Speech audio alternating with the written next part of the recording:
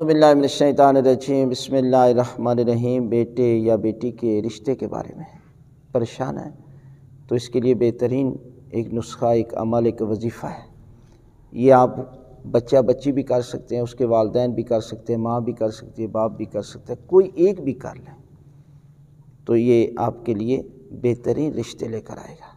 کیا وظیفہ ہے کہ آپ نے سورہ یاسین جو قلب قرآن ہے، جس کی تلاوت 12 قرآن کے برابر ثواب ہے، اور انسان اگر اس سورہ یاسین کو پراپر 40 دن، کم از کم کوئی بھی وظیفہ ہے 40 دن ضرور کیا کریں، اور اس کو بڑھا بھی سکتے ہیں۔